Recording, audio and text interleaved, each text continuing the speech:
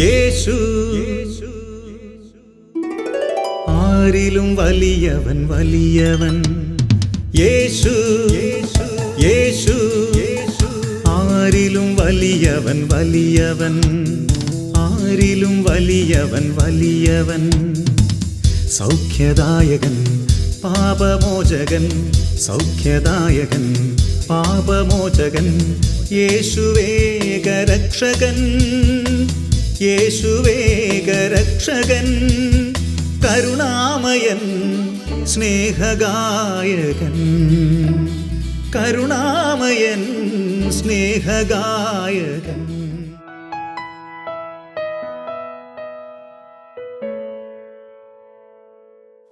Hallelujah. യേശുവിൽ പ്രിയപ്പെട്ടവരെ, ഇന്നത്തെ ഈ വചന ശുശ്രൂഷയിലൂടെ കർത്താവ് ശക്തമായിട്ട് നമ്മോട് സംസാരിക്കാനായിട്ട് പോവുകയാണ്. നമ്മുടെ ഹൃദയങ്ങളെ നമുക്ക് ദൈവസന്നിധിയിൽ സമർപ്പിക്കാം. ഹൃദയം തുറക്കണം. ദൈവത്തിൻ്റെ വചനം നമ്മൾ ഹൃദയത്തിൽ സ്വീകരിക്കണം. ദൈവത്തിൻ്റെ വചനം നമ്മിലേക്ക് വരുമ്പോഴാണ് മാനസാന്തരം ഉണ്ടാകുന്നത്, അനുതാപത്തിൻ്റെ കൃപ ലഭിക്കുന്നത്. വചനം കേൾക്കുമ്പോൾ വിടുതൽ കിട്ടുന്നതും രോഗശാന്തികൾ സംഭവിക്കുന്നതും. ദൈവത്തിൻ്റെ വചനത്തിന് അത്ഭുതമായ ജീവനുമുണ്ട്, അത്ഭുതമായ ശക്തിയുമുണ്ട്. യേശു പറഞ്ഞു, എൻ്റെ വചനം ആത്മാവും ജീവനുമാണ്. യോഹന്നാൻ 6:63. അവൾ ആത്മാവും ജീവനുമായ ദൈവത്തിൻ്റെ വചനം നമ്മിലേക്ക് വരുമ്പോഴാണ് അനുതാപത്തിൻ്റെ കൃപ നമുക്ക് ലഭിക്കുന്നത്. പാപങ്ങളെ ഓർത്ത് പശ്ചാത്തപിക്കണമെങ്കിൽ പരിശുദ്ധാത്മാവ് നമ്മുടെ ഉള്ളിൽ പ്രവർത്തിച്ചേ മതിയാവത്തുള്ളൂ. ദൈവത്തിൻ്റെ ആത്മാവ് നമ്മുടെ ഉള്ളിൽ സ്പർശിക്കാതെ നമുക്ക് പാപബോധം ഉണ്ടാവത്തില്ല. നമ്മൾ പാപത്തെ ഓർത്ത് പശ്ചാത്തപിക്കുകയോ ദൈവത്തിൻ്റെ കരയുകയോ ചെയ്യത്തില്ല. ആ ദൈവത്തിൻ്റെ ആത്മാവിൻ്റെ സ്പർശനം ഉണ്ടാകണമെങ്കിൽ വചനം കേൾക്കണം. അല്ലെങ്കിൽ നമുക്ക് വേണ്ടി ആരെങ്കിലുമൊക്കെ ശക്തമായിട്ട് ദൈവസന്നിധിയിൽ പ്രാർത്ഥിക്കാനായിട്ടുണ്ടാവണം. ആരെങ്കിലും നിലവിളിച്ച് നമുക്ക് വേണ്ടി പ്രാർത്ഥിക്കാനുണ്ടെങ്കിൽ ഏതൊരു പാപിക്കും പശ്ചാത്താപം ഉണ്ടാകും, മാനസാന്തരത്തിലേക്ക് വരും. ബല കൊടുത്ത് പ്രാർത്ഥിക്കാൻ ആരെങ്കിലുമൊക്കെ ഉണ്ടെങ്കിലേ പാപികളുടെ മാനസാന്തരം നടക്കുകയുള്ളൂ. സ്വർഗം ഏറ്റവും അധികം സന്തോഷിക്കുന്നത് എപ്പോഴാണ്? ദൈവം ഏറ്റവും അധികം സന്തോഷിക്കുന്നത് എപ്പോഴാണ്? വചനം പറയുന്നു, ഒരു പാപി മാനസാന്തരപ്പെടുമ്പോൾ സ്വർഗം സന്തോഷിക്കുന്നു. ഹല്ലേലൂയ. സ്വർഗം സന്തോഷിക്കുന്നു എന്ന് പറഞ്ഞാൽ ദൈവവും സ്വർഗത്തിലുള്ള ദൂതന്മാരും വിശുദ്ധാത്മാക്കൾ മുഴുവൻ സന്തോഷിക്കുക. നമുക്ക് ലോട്ടറി അടിച്ചാൽ ലക്ഷക്കണക്കിന് രൂപ സാലറിയുള്ള ജോലി കിട്ടിയാൽ,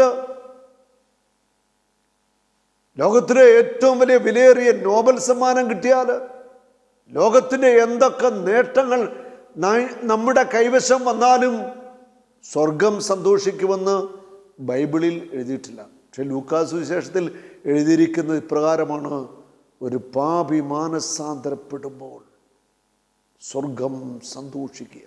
ഹല്ലേലൂയ.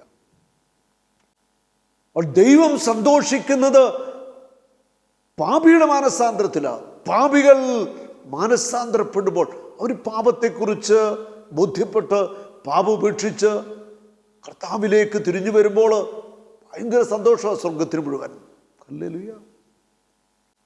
ആ മാനസാന്തരം എന്ന് പറയുന്നത് ഒരു ധ്യാനത്തിൽ നമ്മൾ കൂടി, അല്ലെ ഒരു വൺഡേ കൂടി, അല്ലെ ഒരു ഏതെങ്കിലുമൊക്കെ വിധത്തിൽ കർത്താവിൻ്റെ സ്പർശനം ഉണ്ടായി, അനുദപിച്ചു, കുമ്പസാരിച്ചു, ഈശോയെ സ്വീകരിച്ചു, അവിടെ കൊണ്ട് തീരുന്നില്ല.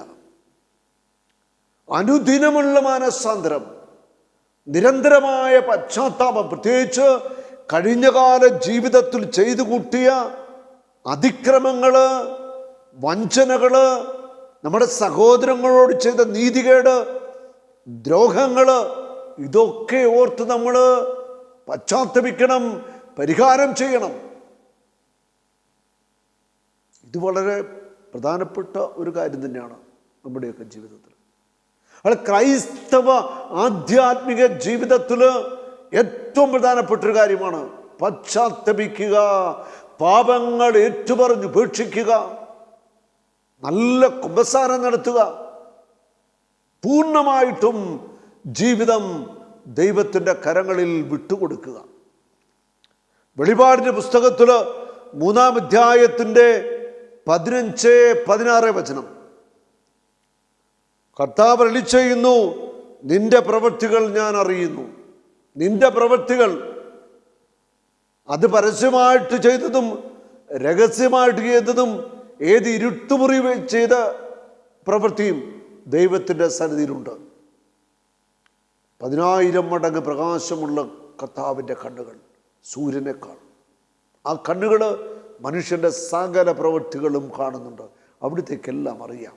നിന്റെ പ്രവൃത്തികൾ ഞാൻ അറിയുന്നുണ്ട്, ഞാൻ കാണുന്നുണ്ട്. നീ തണുപ്പോ ചൂടോ ഉള്ളവനല്ല. നീ തണുപ്പോ ചൂടോ ഉള്ളവനല്ല. ആത്മീയ കാര്യങ്ങളിൽ, പ്രാർത്ഥനാ ജീവിതത്തിൽ, കൂദാശ ജീവിതത്തിൽ നീ ഒരു ചൂടുള്ള വ്യക്തിയല്ല, തീഷ്ണതയുള്ള വ്യക്തിയല്ല. കർത്താവിന് വേണ്ടത് അങ്ങനെയുള്ളവരെയാണ്. ആത്മീയ കാര്യങ്ങളിൽ തീഷ്ണത, ഒരു ചൂടുള്ള വ്യക്തി. ഇവിടെ ചൂടുമില്ല, തണുപ്പുമില്ല. മന്നോഷ്ണനാകിയാൽ നിന്നെ ഞാൻ എൻ്റെ വായിൽ നിന്ന് തുപ്പിക്കളയും. മന്നോഷ്ണരായ ആത്മീയ മനുഷ്യർ, ആത്മീയ കാര്യങ്ങളിൽ വേണ്ടവണ്ണം ഉത്സാഹം കാണിക്കാത്തവർ, മന്നോഷ്ണരാജല് നിരന്തരമായിട്ട് പ്രാർത്ഥിക്കുന്നുണ്ട്, കുർബാനയിൽ പങ്കെടുക്കുന്നുണ്ട്, ഈശോയെ സ്വീകരിക്കുന്നുണ്ട്, പാപം ചെയ്യുന്നുണ്ട്, അങ്ങനെ തിന്നും കുടിച്ചും അത്യാവശ്യം ഒരു ന്യായമായ ക്രിസ്ത്യാനിയായിട്ട് അങ്ങനെ മന്നോഷ്ണ ക്രിസ്ത്യാനിയായിട്ട് ജീവിച്ചുകൊണ്ട് പോകുന്നവരാ ധാരാളം ആളുകൾ. സത്യമല്ലേ? അപ്പോൾ മന്നോഷ്ണരായ ക്രിസ്ത്യാനികളെ അല്ല ഇന്ന് ദൈവത്തിന് ആവശ്യം. തീഷ്ണതയുള്ളവർ.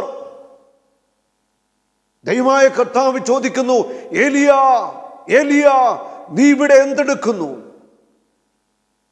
ഏലിയ പറയുക, കർത്താവേ ഞാൻ അങ്ങയെക്കുറിച്ചുള്ള തീഷ്ണത കൊണ്ട് ജ്വലിക്കുകയാ, തീഷ്ണത കൊണ്ട് ഞാൻ ജ്വലിക്കുകയാ. ദൈവസ്നേഹത്തെക്കുറിച്ചുള്ള തീഷ്ണത കൊണ്ട് ജ്വലിക്കണം. സഹോദര സ്നേഹത്തെക്കുറിച്ച് ഒരു ഉള്ളിലൊരു തീഷ്ണത കൊണ്ട് ജ്വലിക്കുന്ന വ്യക്തിയായിട്ട് നമ്മൾ മാറണം. ഇത് കർത്താവിൻ്റെ ആത്മാവ് നമ്മുടെ ഉള്ളിൽ വസിച്ച് നമ്മളെ ഉജ്ജ്വലിപ്പിച്ചെങ്കിൽ മാത്രമേ ഇത് സംഭവിക്കത്തുള്ളൂ. നീ ചൂടുള്ളവനാകണം. തണുത്തു മരവിച്ചിരുന്നാൽ പോരാ. ആത്മീയ കാര്യങ്ങളിൽ ഉത്സാഹം കാണിക്കണം. പ്രാർത്ഥിക്കാൻ ഉത്സാഹം വേണം. വചനം വായിക്കാൻ, പഠിക്കാൻ ഉത്സാഹം വേണം.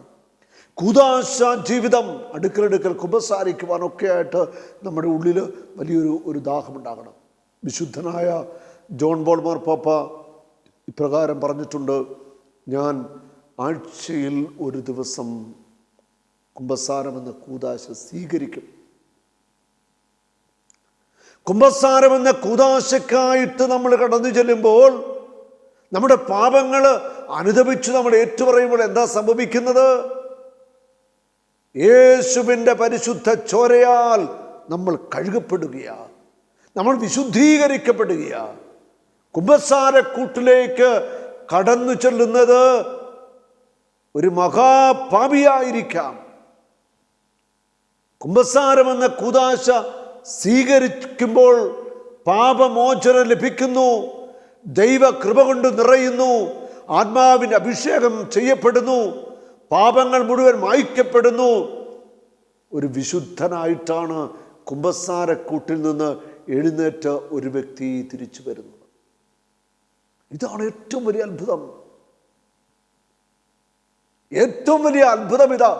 ഒരു പാപിയുടെ മാനസാന്തര ഏറ്റവും വലിയ അത്ഭുതം. എത്രയോ തിന്മയിൽ ജീവിച്ചവര്, കൊടും പാപങ്ങൾ ചെയ്തവര്, വളരെ മ്ലേച്ഛമായ ജീവൻ നയിച്ച എത്രയെത്ര വ്യക്തികൾ മാനസാന്തരപ്പെട്ടു, ദൈവത്തെ അറിഞ്ഞു, ദൈവത്തിന് വേണ്ടി ജീവിച്ചുകൊണ്ടിരിക്കുന്നു.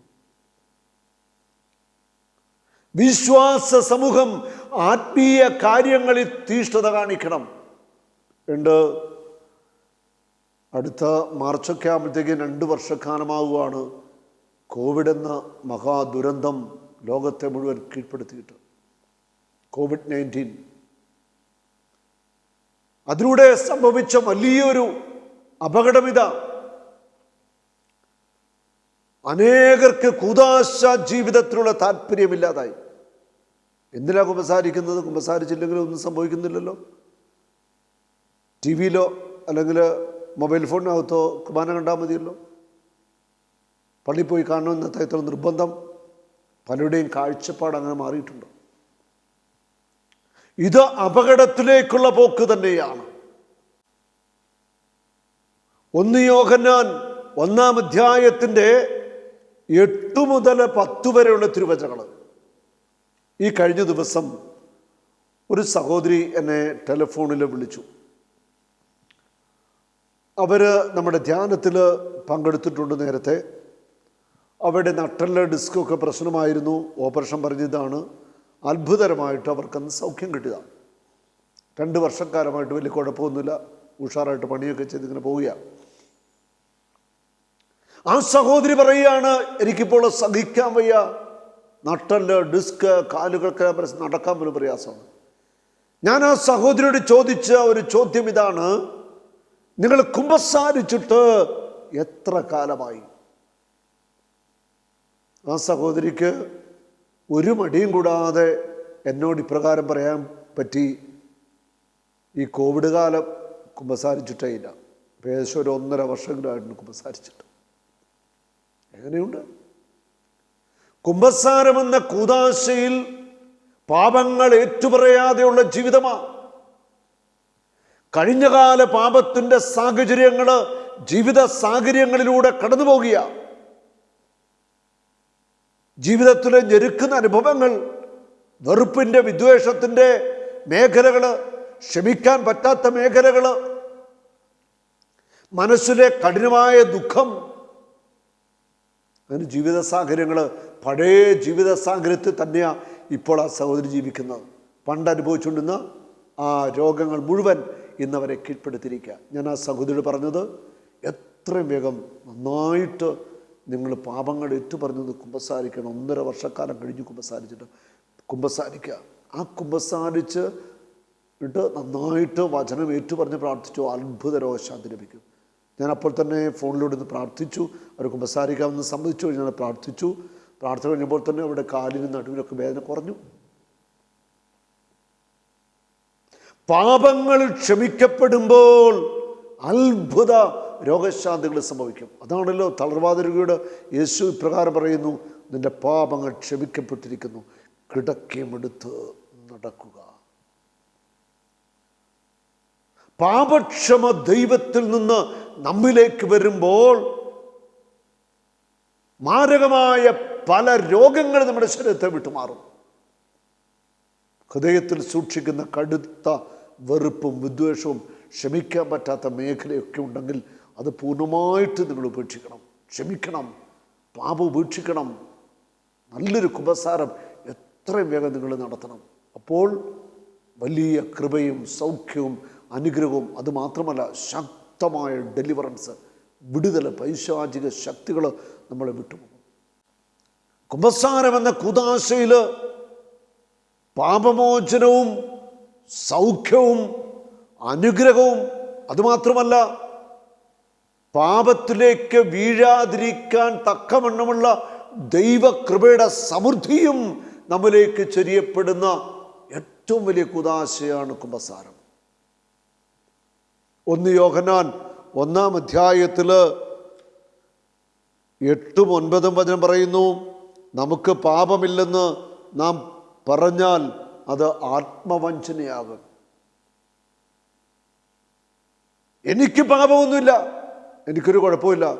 ഒരു 1.5 വർഷക്കാലമായിട്ട് കോവിഡ് തുടങ്ങിയതിന് ശേഷം കുമ്പസാരമില്ല, പക്ഷെ എന്ന് പള്ളിയിൽ ചെന്നാലും കുർബാന സ്വീകരിക്കും.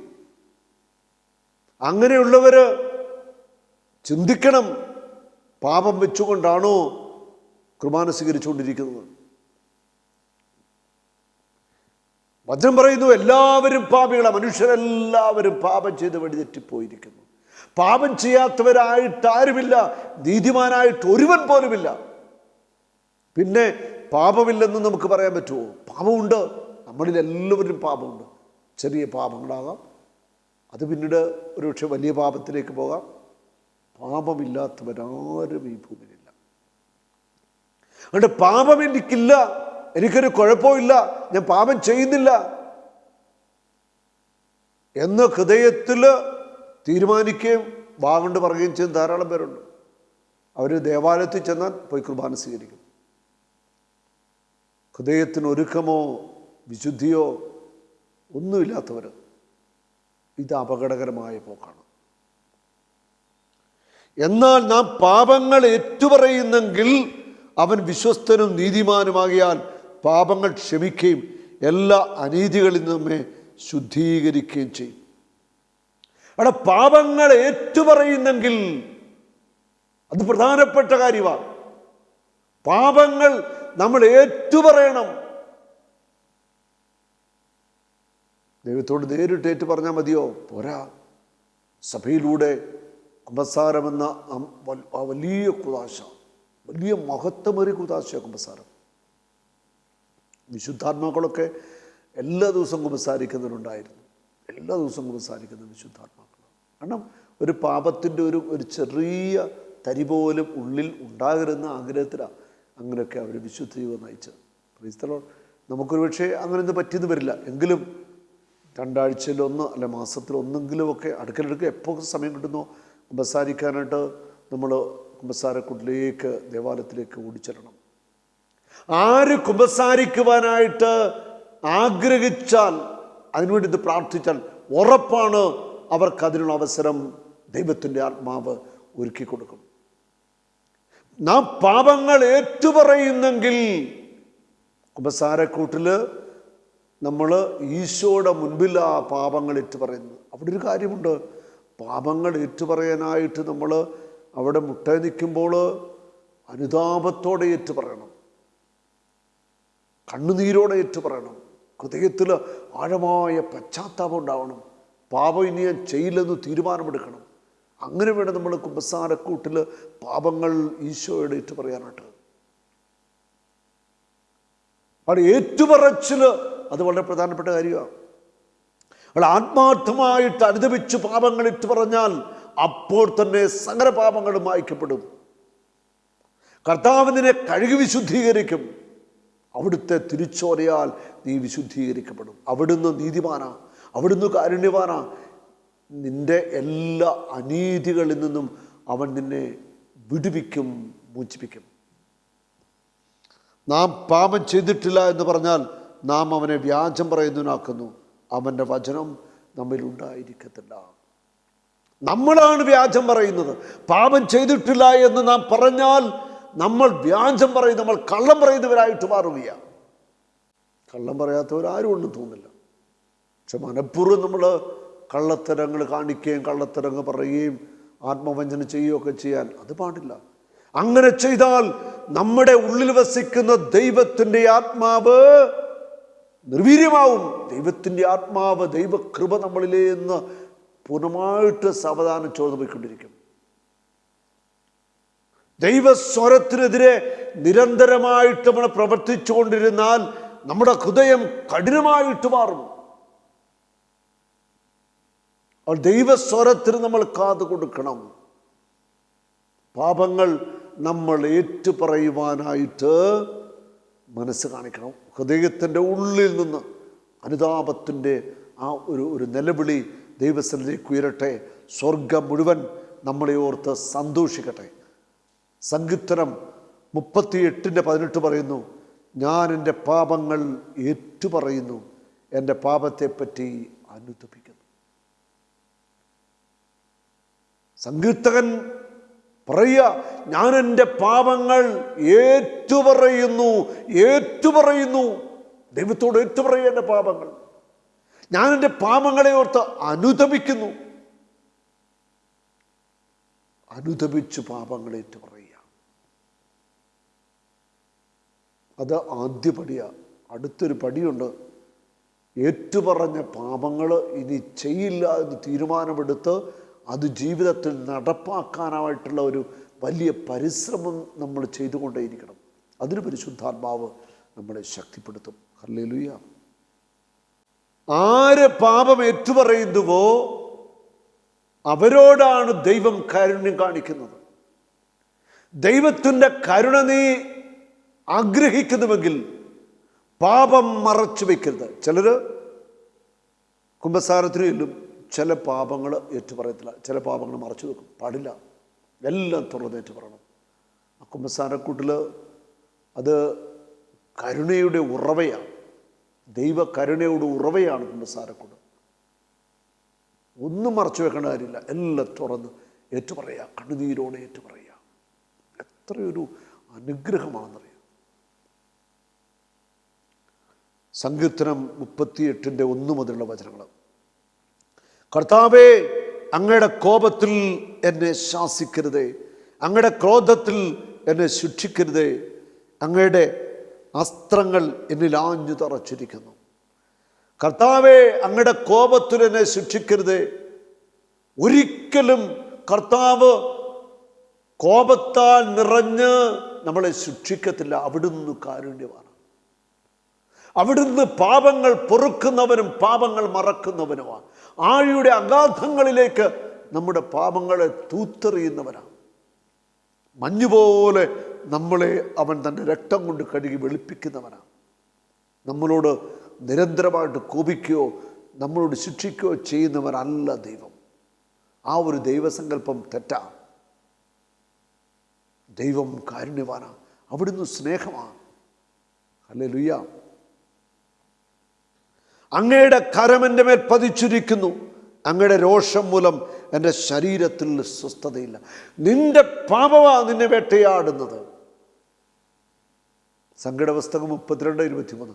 നിന്റെ പാപം നിന്നെ വേട്ടയാടുമെന്ന് ഓർത്തുകൊള്ളുക. പാപം ചെയ്യുമ്പോൾ എന്ത് സംഭവിക്കും?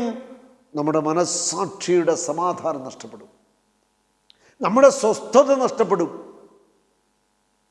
ഈ അസ്വസ്ഥത നമ്മളെ വേട്ടയാടാൻ തുടങ്ങും. മനസ്സിന് സ്വസ്ഥതയില്ല, ഹൃദയത്തിന് സ്വസ്ഥതയില്ല, അബോധ മനസ്സിന് സ്വസ്ഥതയില്ല, ചിന്താമണ്ഡലത്തിന് സ്വസ്ഥതയില്ല. ആകെ നമ്മുടെ താളം തെറ്റും പാപത്തിൽ ജീവിക്കുമ്പോൾ. എൻ്റെ പാപനിമിത്തം എൻ്റെ അസ്ഥികളിൽ ആരോഗ്യമില്ല. നിന്റെ അസ്ഥികൾക്ക് ബലക്ഷയമുണ്ടാകും നീ പാപം ചെയ്താൽ. കാര്യങ്ങൾ എവിടെ നിൽക്കുന്നു? നിന്റെ പാപം നിന്നെ വേട്ടയാടുമെന്ന് മാത്രമല്ല, നിന്റെ ശരീരത്തെ രോഗഗ്രസ്തമാക്കും. നിന്റെ അസ്ഥികളുടെ ബലം പോലും നഷ്ടമാകും. അസ്ഥികൾക്ക് ബലമില്ല. എൻ്റെ അകൃത്യങ്ങൾ എൻ്റെ തലയ്ക്ക് മുകളിൽ ഉയർന്നു നിൽക്കുന്നു. നിന്റെ അകൃത്യങ്ങൾ ഒരു ഭാരമായിട്ട് മാറുകയാണ്. നിന്റെ ചിന്തയിൽ ഒരു ഭാരമായിട്ട് പാപം മാറുകയാണ്. അകൃത്യങ്ങൾ തലയ്ക്ക് മുകളിൽ ഒരു ഭാരമായിട്ട് മാറുകയാണ്. സത്യമല്ലേ? എത്രയോ പേരാ ഈ ഭാരവുമായിട്ട് ജീവിക്കുന്നവർ. ഞാൻ ഓർക്കാണ്, ഒരിക്കൽ ധ്യാനത്തിൽ പങ്കെടുത്ത ഒരു സഹോദരൻ, ഉന്നതമായ വിദ്യാഭ്യാസമുള്ള ഒരു വ്യക്തി, അതിശക്തമായ പരിശുദ്ധാത്മാഭിഷേകത്തിലേക്ക് വന്നു. വചനം ആഴത്തിൽ സ്പർശിച്ചു. ഏതാണ്ട് 10-22 വർഷം കൂടിയാണ് കുമ്പസാരിക്കുന്നത്. കുമ്പസാരിക്കാൻ തന്നെ 1.5 മണിക്കൂർ എടുത്ത് ശരിക്ക് ഒരുങ്ങി കുമ്പസാരിച്ചു. അത് കഴിഞ്ഞ് നടന്നതായ സൗഖ്യപ്രാർത്ഥനയിൽ അത്ഭുതകരമായിട്ട് ആ മകൻ്റെ രോഗങ്ങളെ എല്ലാം, നിരന്തരമായിട്ടുള്ള നട്ടല് വേദനയും അലർജി രോഗങ്ങളും ത്വക്ക് രോഗങ്ങളൊക്കെ കർത്താവ് സൗഖ്യമാക്കി. ഞാൻ ഇന്ന് ഓർക്കാണ്, അദ്ദേഹം പറയുകയാണ്, ആ കുമ്പസാരം കഴിഞ്ഞപ്പോൾ നെഞ്ചിൻ്റെ അകത്തു നിന്നൊരു വലിയൊരു കല്ല് എടുത്ത് മാറ്റിവെച്ചതുപോലെ ഒരു അനുഭവം. ശരീരത്തിന് മൊത്തം ഭാരം കുറഞ്ഞു, മനസ്സിൻ്റെ ഭാരം കുറഞ്ഞു, തലയുടെ ഭാരം കുറഞ്ഞു വന്നു. നിന്റെ പാപം നിന്നെ ഭാരപ്പെടുത്തും. നിന്റെ പാപം നിന്റെ തലയുടെ മുകളിൽ ഒരു ഭാരമായിട്ട് മാറുകയാണ്. നിനക്ക് മാത്രമല്ല കേട്ടോ, അത് നിന്റെ തലമുറയ്ക്ക് നിന്റെ പാപം ഭാരമായിട്ട് മാറും.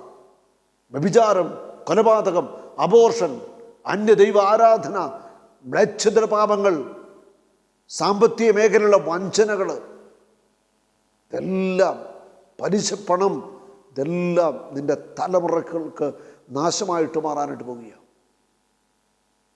അനുതപിക്കുക, പശ്ചാത്തപിക്കുക, മടങ്ങി വരിക, ദൈവസന്നിധിയിലേക്ക് ഏറ്റുപറയുക. നീ അനുതപിച്ചേറ്റുപറഞ്ഞാൽ നിന്റെ പാപം എത്ര വലുതാണെങ്കിലും കർത്താവ് ക്ഷമിക്കും. എല്ലാം കർത്താവ് മറന്നുകളയും. കർത്താവിൻ്റെ ഹൃദയത്തിൽ നിനക്ക് ഇടം കിട്ടും. ഹല്ലേലൂയ.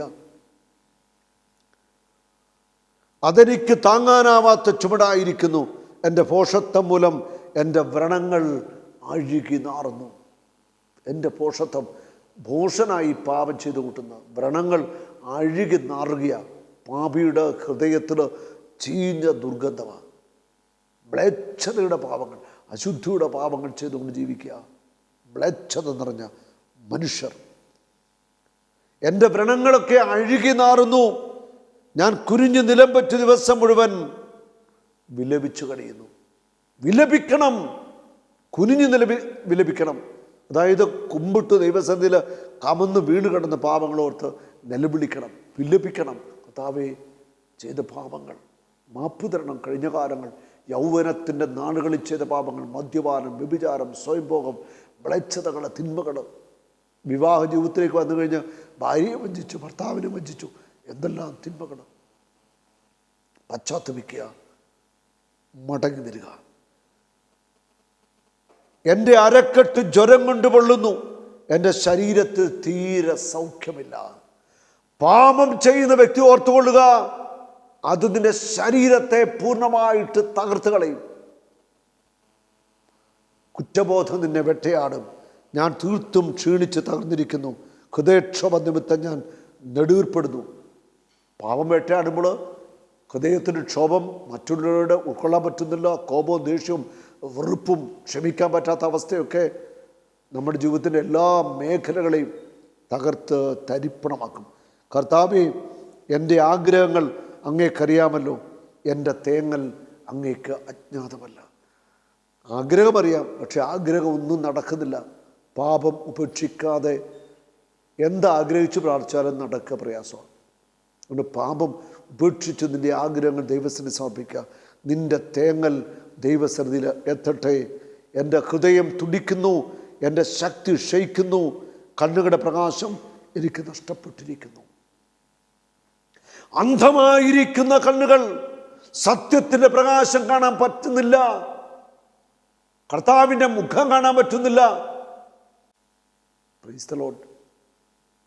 ഈ വചനം കേൾക്കുന്ന എല്ലാ കർത്താവിൻ്റെ പ്രിയ മക്കളും എത്രയും വേഗം കുമ്പസാരിക്കണം. ഈ വചനം ഇപ്പം കേട്ടാൽ പറ്റുമെങ്കിൽ ഇന്നല്ലേ നാളെ തന്നെ നിങ്ങൾ കുമ്പസാരിക്കണം. എല്ലാ പാപങ്ങളും ദൈവസന്നിധി ഏറ്റുപറയണം. കുമ്പസാരക്കുള്ളിലേക്ക് അടഞ്ഞിടണം. കർത്താവിൻ്റെ അഭിഷേകത്തോടെ എല്ലാം ഏറ്റുപറഞ്ഞ് പാപമോചനം പ്രാപിക്കണം. അടുക്കലടുക്കൽ കുമ്പസാരിക്കാതെ നിരന്തരമായിട്ട് 1 വർഷം 2 വർഷം 3 വർഷമൊക്കെ ആയിട്ട് വിശ്രുവാനം സ്വീകരിച്ച് ജീവിക്കുന്ന പലരുമുണ്ട്. കുമ്പസാരിക്കത്തില്ല. ഇത് തെറ്റാണ്, ഇത് അപകടകരമാണ്. ഞങ്ങളിൽ പലരും രോഗികളും ദുർബലരും മരിച്ചുപോയതിന് കാരണം ഇതാ. ആത്മീയ കൃപകൾ നഷ്ടപ്പെട്ടു. പിശാച് നിങ്ങളുടെ മേൽ പിടിമുറുക്കിയിരിക്കുക. ഒരു വിടുതൽ ആവശ്യമുണ്ട് നിങ്ങൾക്ക്. നിങ്ങൾ നന്നായിട്ടൊരുങ്ങുക, പശ്ചാത്തപിക്കുക, പാപങ്ങൾ ഏറ്റുപറയുക. നീയും നിൻ്റെ കുടുംബവും തലമുറകളും അനുഗ്രഹിക്കപ്പെടും. കുമ്പസാരം എന്ന കുദാശയുടെ വലിയ കൃപകൾ, അനുഗ്രഹങ്ങൾ കർത്താവ് നിന്റെ മേൽ ചൊരിയും. അതുമാത്രമല്ല, ശാപത്തിൻ്റെ നുഖങ്ങൾ കുമ്പസാരക്കൂട്ടിൽ വെച്ച് തകർക്കപ്പെടുകയാണ്. ശരിക്ക് കണ്ണുനീരിൻ്റെ കുമ്പസാരമാണോ?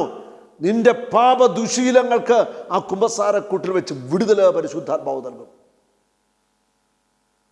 കുമ്പസാരം എന്ന കൂദാശയുടെ വലിയ മഹത്വം അത് തിരിച്ചറിഞ്ഞ് ഒരുങ്ങുക.